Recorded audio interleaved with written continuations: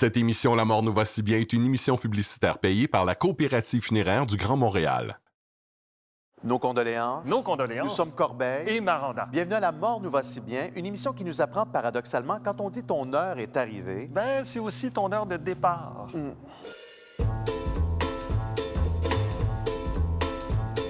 Depuis qu'on est né, c'est notre destinée. La mort nous va si bien. On a beau essayer de la repousser, non, la mort nous va si bien. Mais il faut s'y préparer et surtout bien se renseigner. Ne pas hésiter, Il faut en parler. de toutes vos volontés. J'ai mon testament. Mais préarrangement, la mort nous va si bien. La mort a toujours fait partie de la vie. Mais est-ce qu'il y a du nouveau dans le domaine de la mort? L'innovation se trouve aussi dans le secteur funéraire, notamment avec l'arrivée des technologies de l'information pour rendre hommage à la mémoire d'un défunt. Moi, je trouve que les Québécois, on est quand même assez précurseurs, on est assez innovateurs, surtout si on compare avec nos cousins européens qui sont beaucoup plus conservateurs et qui gardent les rituels. Nous, quand on arrive avec des urnes connectées, comme chez Fragment, je me dis, on est très innovateurs. Mais tu sais, Caroline, tu connais peut-être la version quétaine d'un lampion avec Madame la Tulipe, avec les fleurs. Oui, on c'est a pas tous ça. vu ça. C'est la version moderne de ça, finalement. Ce qu'on a voulu, c'est réinterpréter ce concept-là qui était super connu, finalement, puis de l'amener à un autre niveau. Et donc, quand on approche le range de cet objet-là, ça déclenche une application dans notre téléphone sur laquelle on va avoir accès à tous les souvenirs de la personne décédée. Donc, toutes les photos, les souvenirs qui ont été partagés par les médias sociaux, par courriel, on va les avoir à l'intérieur de ça. Donc, c'est la version moderne, la boîte à souliers aussi, finalement, dans laquelle il y a les photos familiales un peu. Quand on y pense, on est des êtres, ça fait 400 000 ans qu'on se regarde dans le blanc des yeux, puis qu'on se transmet nos mémoires à travers des récits et du storytelling. Et c'est pour ça que nous, on croit que pour bien préserver la mémoire, oui, ça prend le digital qui est nouveau depuis à peu près 30 ans, et puis le storytelling avec des objets qui sont gravés avec les mémoires. Fait qu'après 5 ans de recherche et puis 1 an et demi de travail intense, aujourd'hui, c'est notre 2e journée, puis on a lancé Huma. United Memory Archive, en gros, c'est qu'on veut capturer et transmettre la sagesse des gens.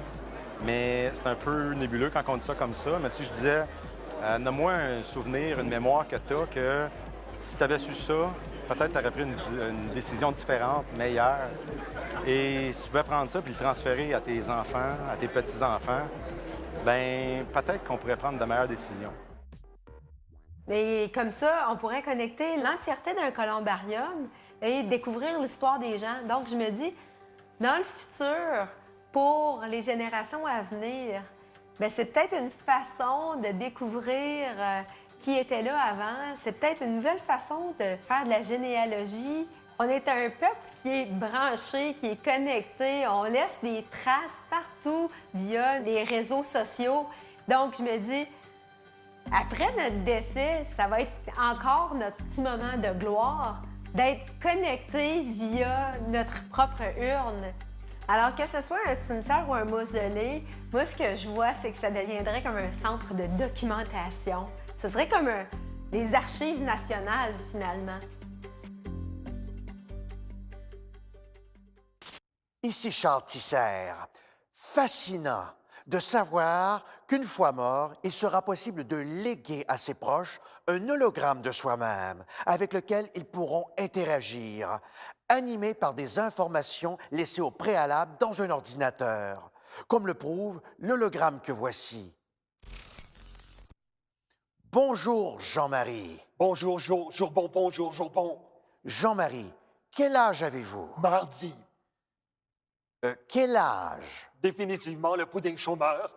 Bon, changeons de question. Jean-Marie, quelle est votre couleur préférée? La capitale du Burundi est le Ouagadougou. Avez-vous un mariage heureux? System error found 404. Définitivement, le bon vieux tape cassette demeure encore le moyen le plus fiable de laisser un souvenir à ses proches. Fascinant. Faire quelque chose pour son mort, c'est extrêmement important. Et c'est pour ça que quand on dit accompagner, c'est aussi tous les gestes que l'on fait pour contribuer à une cérémonie funéraire, pour faire en sorte, par exemple, que l'organisation concrète, qu'est-ce qu'on choisit comme mode de disposition, puis on pourra parler de comment ce choix-là s'établit, comment on procède, c'est quoi la séquence des événements, c'est combien d'heures on prend pour permettre le salut aux morts, s'il y en a un, etc. Toutes ces décisions-là sont des décisions absolument essentielles qui nettoient une certaine dette, entre guillemets, qu'on pourrait avoir par rapport aux défunts, mais qui se gèrent d'une certaine façon au plan de l'inconscient, nous déculpabilisent justement de vouloir fuir devant le mort. Bien sûr, il y a des agents du funéraire qui vont, je dirais, réglementer cette participation-là.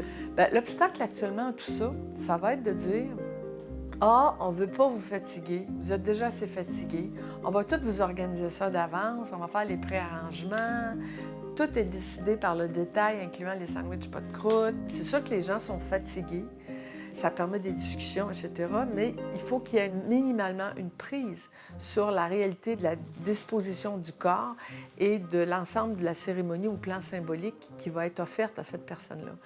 On comprend très bien qu'a priori, quelqu'un est dit, soit par testament, soit par préarrangement, d'une façon ou d'une autre, minimalement, ce qu'il voulait comme disposition du corps et comme séquence générale du rite de funéraire.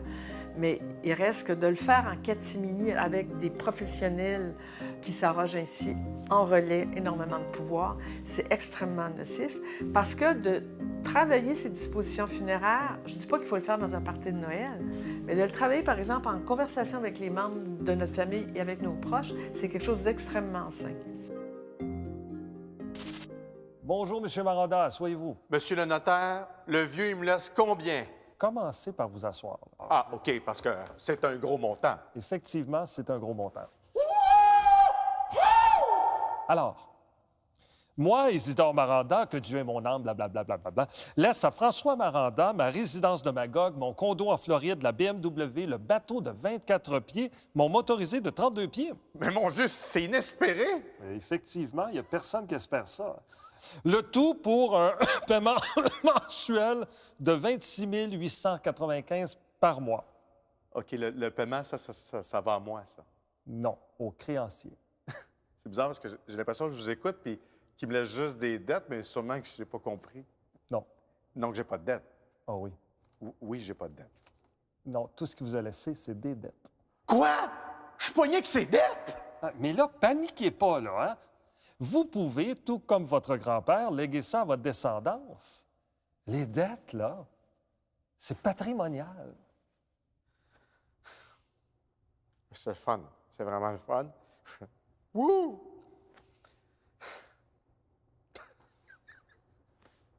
Pourquoi il n'est pas vivant? Pourquoi il est mort? Mais oui, mais pourquoi il est mort? Gilles aimait les chevaux plus que tout. Alors pourquoi ne pas célébrer ses funérailles dans un manège équestre? Carmen passait beaucoup de ses temps libres dans les bois, dans les parcs, pour contempler la nature. Pourquoi ne pas vivre sa célébration dans un lieu qu'elle chérissait? Les funérailles Flex de la coopérative funéraire du Grand Montréal permettent de célébrer des funérailles sur mesure à l'endroit de votre choix. Pour plus d'informations et devenir membre, cfgrandmontréal.com. Lors de votre décès, vos proches feront-ils le bon choix? Faites respecter vos dernières volontés en décidant vous-même la cérémonie que vous désirez. Faire ces arrangements funéraires, c'est un investissement fiable et sécuritaire pour des services de demain payés aujourd'hui. Faites-le pour vous, mais avant tout pour ceux que vous aimez. Pour plus d'informations sur les arrangements funéraires, communiquez avec la coopérative funéraire du Grand Montréal ou visitez cfgrandmontréal.com. Le phénomène en humour, Corbeil et Maranda. Ils sont surprenants. Ils dansent, ils chantent, ils miment, c'est très, très bon. Psycho-disco? Psycho-disco. Non, arrête. Ils sont fous raides. Un patient me poursuit pour erreur médicale. Qu'est-ce que t'as fait? J'ai oublié mon stylo dans son urette. J'ai ri du début à la fin. Tellement c'est tordu. Qu'on a eu mal au ventre. Corbeil et Maranda en tournée partout au Québec. Devenez membre de la coopérative funéraire du Grand Montréal pour seulement 20 $. Avec votre adhésion, Recevez 2 fois par année le magazine d'information funéraire Profil. Participez à des conférences gratuites. Devenez copropriétaire d'une entreprise impliquée dans sa communauté et obtenez 10 % de rabais sur un contrat préalable d'arrangement funéraire. Devenez membre et vivez en paix. Pour plus d'informations, communiquez avec la Coopérative funéraire du Grand Montréal ou visitez cfgrandmontréal.com. Si Jeanne aimait jouer au golf, pourquoi ne pas célébrer ses funérailles sur son terrain de golf favori? Si Pierre était un passionné d'art, pourquoi ne pas lui dire adieu au milieu d'un musée ou d'une galerie d'art?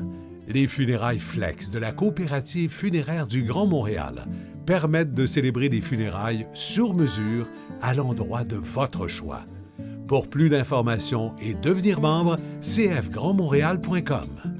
Cette émission La mort nous va si bien est une émission publicitaire payée par la Coopérative funéraire du Grand Montréal.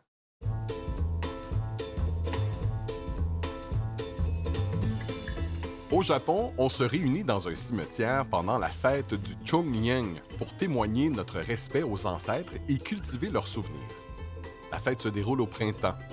La tradition veut que ce jour soit aussi l'occasion de grimper sur les plus hauts endroits de la ville, ce qui porte chance.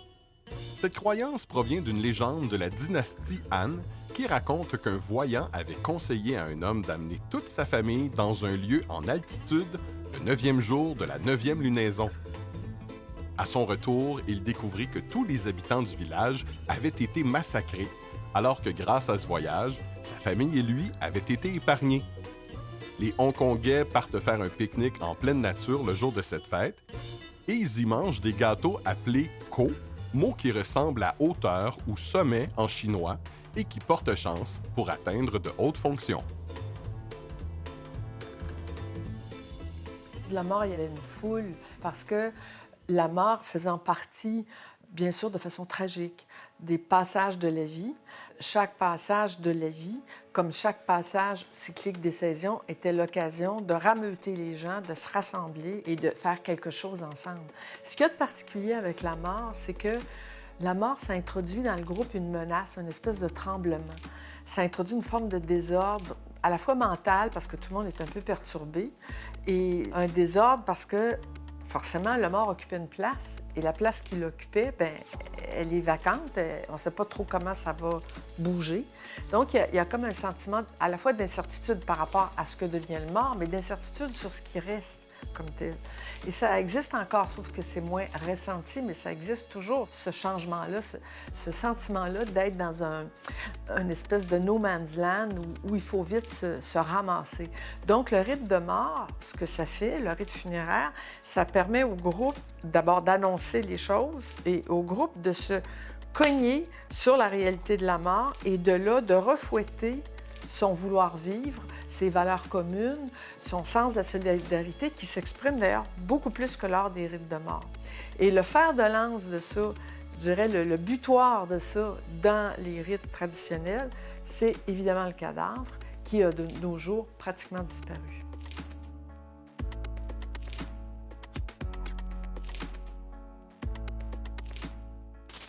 Hey, t'es bon pour faire le mort, là. Ah, puis t'es frette. C'est pas n'importe qui qui peut faire. Hey, tu me fais penser. Vous savez que dans les nouvelles insolites funéraires, il y a une veuve qui a insisté pour que soient installés dans le cercueil de son mari décédé des haut-parleurs. Et elle a gardé un micro sans fil à l'extérieur pour pouvoir continuer à communiquer avec lui, même après sa mort. Mais c'est vrai, là. C'est vrai de vrai. Probablement, c'est par nostalgie de leur dynamique de couple, tu sais. J'imagine ça, tu sais. Bon. Allô? T'es encore couché? C'est ordinaire? Ah, je suis content d'être mort. T'aurais pas gardé les clés du char? Bon, c'est ça. Aussitôt que je parle de mes émotions, monsieur dit rien. J'en dis, lève les bras. Je suis sûr que j'ai gagné. On a besoin de voir une dépouille suite au décès parce que ça nous aide à réaliser que la personne est décédée. Quand, par exemple, arrive une tragédie ou, par exemple, un crash aérien, on ne revoit pas le défunt. On a toujours un doute. Est-ce qu'il est vraiment décédé? Quand on le voit couché et mort, absent de signes, la personne ne respire plus, ne bouge plus, ne parle plus. Alors là, on réalise vraiment que c'est ça, la mort. C'est concret. On dit toujours dans un salon qu'un cercueil va être plutôt attractif et une urne répulsif.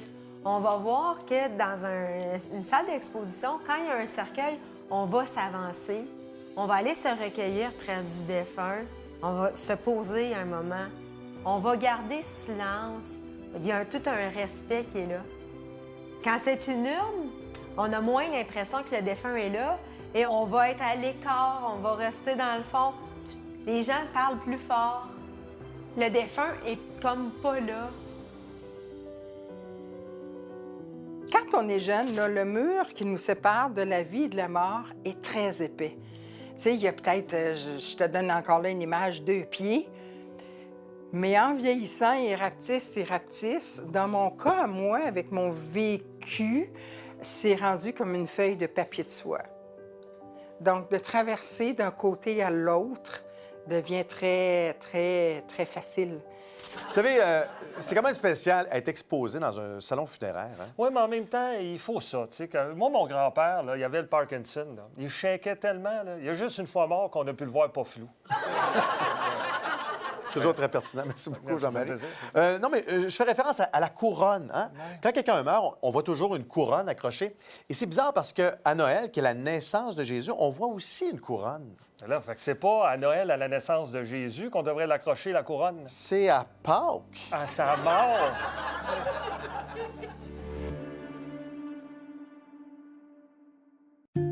Si Jeanne aimait jouer au golf, pourquoi ne pas célébrer ses funérailles sur son terrain de golf favori? Si Pierre était un passionné d'art, pourquoi ne pas lui dire adieu au milieu d'un musée ou d'une galerie d'art? Les funérailles Flex de la coopérative funéraire du Grand Montréal permettent de célébrer des funérailles sur mesure à l'endroit de votre choix. Pour plus d'informations et devenir membre, cfgrandmontréal.com. Devenez membre de la coopérative funéraire du Grand Montréal pour seulement 20 $. Avec votre adhésion, recevez 2 fois par année le magazine d'information funéraire Profil. Participez à des conférences gratuites. Devenez copropriétaire d'une entreprise impliquée dans sa communauté et obtenez 10 % de rabais sur un contrat préalable d'arrangement funéraire. Devenez membre et vivez en paix. Pour plus d'informations, communiquez avec la coopérative funéraire du Grand Montréal ou visitez cfgrandmontréal.com. Le phénomène en humour, Corbeil et Maranda. Ils sont surprenants. Ils dansent, ils chantent, ils miment. C'est très, très bon. Psycho-disco? Psycho-disco. Non, arrête. Ils sont fous raides. Un patient me poursuit pour erreur médicale. Qu'est-ce que t'as fait? J'ai oublié mon stylo dans son urette.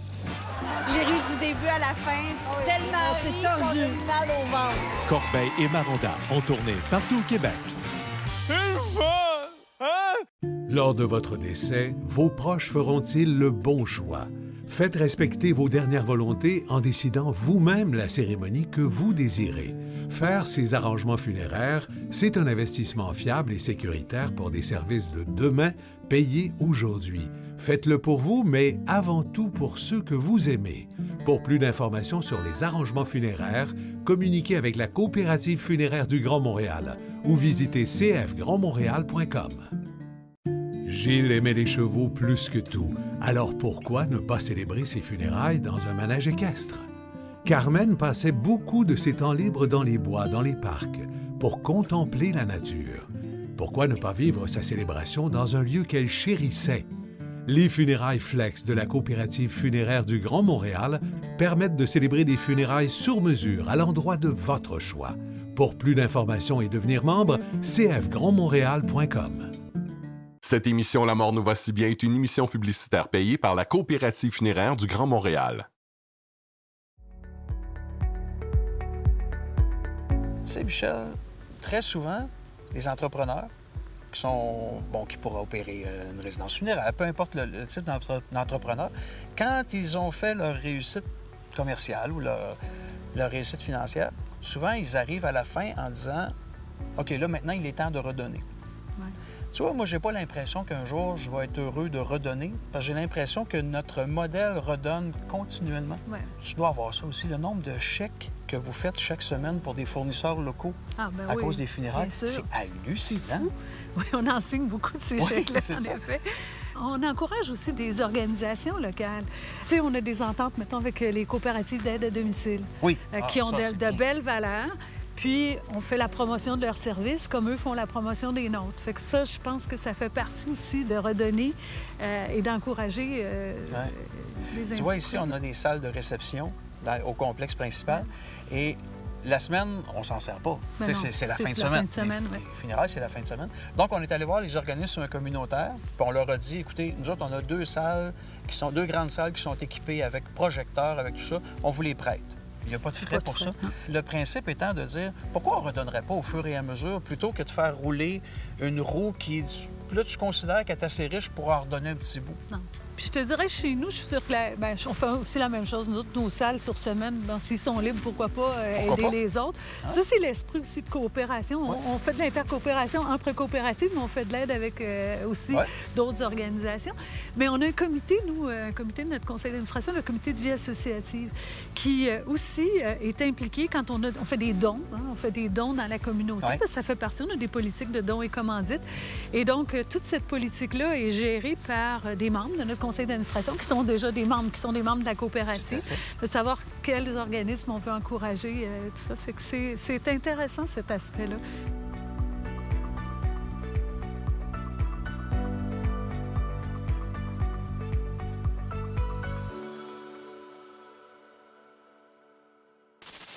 Bon, bien, regardons l'agenda du salon de la semaine. Bon, la belle nouvelle, c'est que notre dimanche est libre. Bon, enfin. Bon, lundi, on a une crise cardiaque, une mort dans son sommeil. Mardi, un face-à-face, un étouffement au restaurant. Puis PPT-LFE, ça, c'est une pôle de piscine trop longue et des fils électriques. C'est quoi ça ici, de mercredi à samedi? Là? Ah, ça, c'est un gars qui est mort dans son tout inclus. Il voulait un peu la même formule. Je ne sais pas ce que j'ai, je me sens pas bien, je vois des points noirs. Jean-Marie? Bon, il vient de scraper mon dimanche. Ça, c'est une mort subite. Ouais, mort subite. Ah, bon, on a toutes sortes de demandes. Il y a des gens dans nos fours crématoires, là, le dernier adieu, il y a des choses significatives qui partent avec le défunt. Ça arrive. Moi, j'ai un pêcheur, puis c'est avec sa canne à pêche, puis son coffre de pêche, avec lui, au four crématoire. Ah ouais? Oui, c'est important. Des fois, c'est des mots aussi, hein? Des jeunes qui veulent écrire un petit mot à leur grand-père, à leur grand-mère. Oui, tout à fait, tout à fait. Quand on l'apporte, la notion des petits mots qu'on met dans l'urne ou dans le sac, là, dans lequel, si on va en terre, souvent, c'est dans le sac qu'on va insérer les messages. Et souvent, c'est des messages, tu sais, pour dire « je t'aime », mais des fois aussi, c'est pour dire « je te demande pardon ». Il y a un côté, tu sais, parce qu'il y a des fois qu'on n'a pas le temps, il y a des décès qui sont rapides. Puis des fois, on n'a juste pas le temps d'exprimer nos choses. Puis là, on est pris avec ça. Donc, le rituel prend tout son sens là, parce que là, on est capable de dire « je te demande pardon pour telle affaire ». On sait bien que la personne ne nous entend plus, mais il y a comme un contact qu'on essaie de faire, puis c'est salvateur à la fin, là. Bien, des fois, les petits mots aussi pour les enfants, hein, les enfants qui perdent leurs grands-parents, c'est un peu la façon de les aider à apprivoiser la mort, puis de laisser un petit mot pour leurs grands-parents pour plus tard.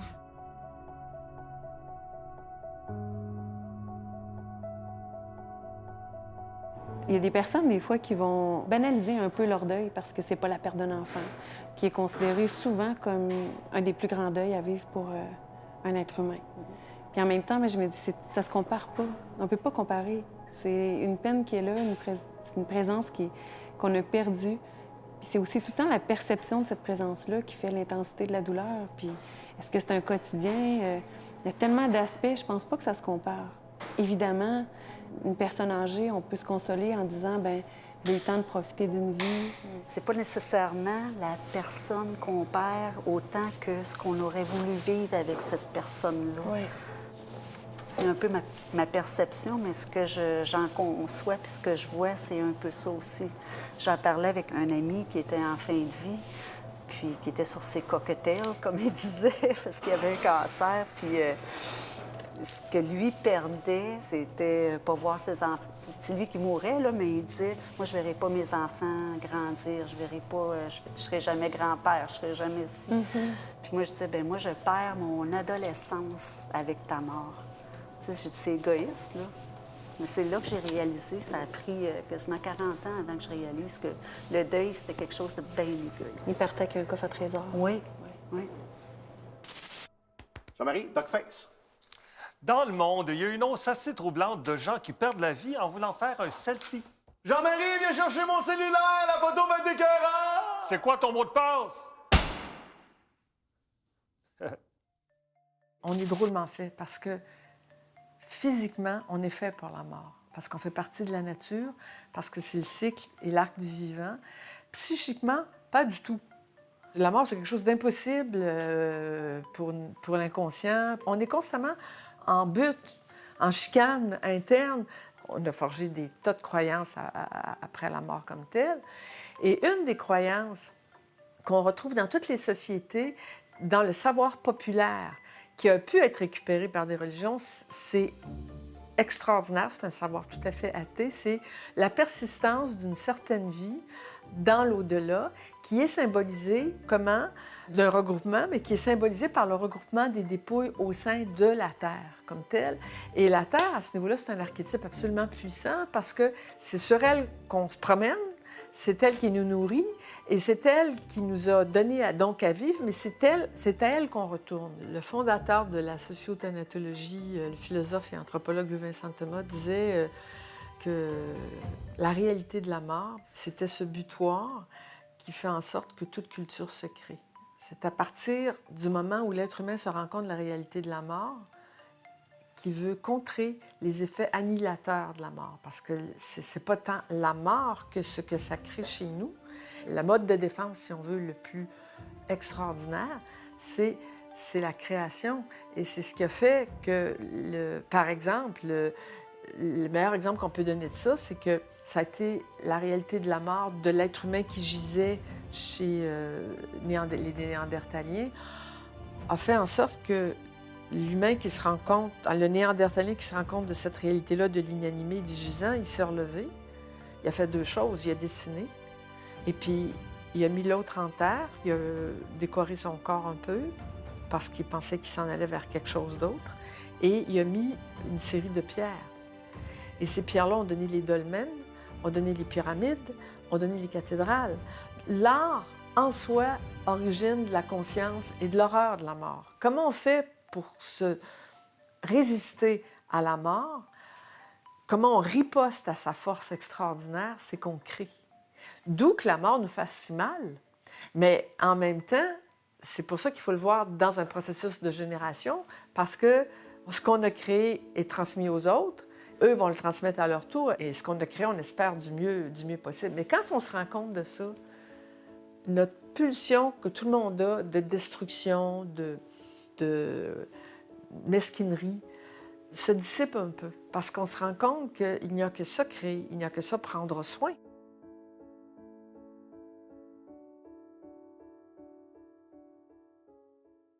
Et oui, c'est déjà la fin, c'est tout pour nous. Ah, mais là, on parle de l'émission, pas de notre vie. Non, évidemment, oui.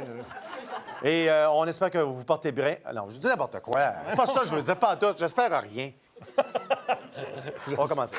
Et comme toute bonne chose a une fin, c'est tout pour nous. Ah, mais là, on parle de l'émission, pas de notre vie. Là. Bien, évidemment, oui. Et en espérant que vous vous porterez bien d'ici là. Oui, bien, on se voit à la semaine prochaine. Si on se rend! La mort nous va si bien. Cette émission La mort nous va si bien était une émission publicitaire payée par la coopérative funéraire du Grand Montréal.